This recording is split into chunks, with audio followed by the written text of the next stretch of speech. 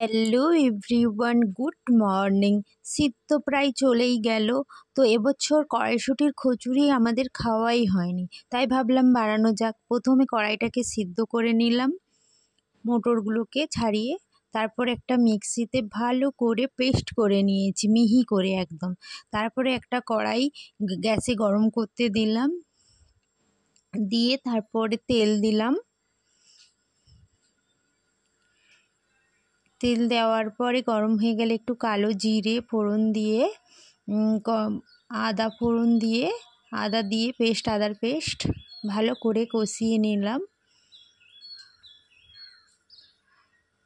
কষিয়ে নেওয়ার পরে এবারে আমি ওই মোটরের পেস্টটাকে, কড়াইশুঁটিটাকে ভালো করে কড়াইতে দিয়ে ওটাকে কষতে থাকি। প্রায় 15 মিনিটের পর কষার পরে ভালো করে কষতে হবে, যাতে মটরের থেকে কাঁচা গন্ধটা চলে যায়। স্বাদ মতো লবণ, একটুখানি চিনি দিয়ে ভালো করে কষে নিতে হবে তেল ছাড়া হয়ে গেলে,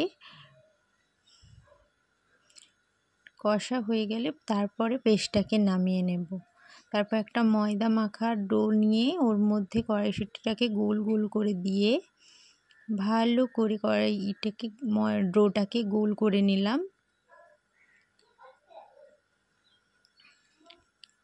তো 2-4টে বানিয়েই নিয়েছি।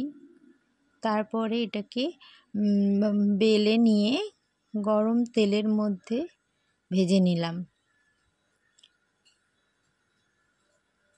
হয়ে গেল আমার ফুলকো ফুলকো কড়াইশুঁটির কচুরি।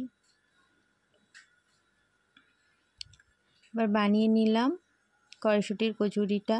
কেমন হয়েছে তোমরা জানিও, লাইক কমেন্ট করে শেয়ার করে দিও পারলে বন্ধুরা। আলুর দম দিয়ে শীতের সকালের কড়াইশুঁটির কচুরি।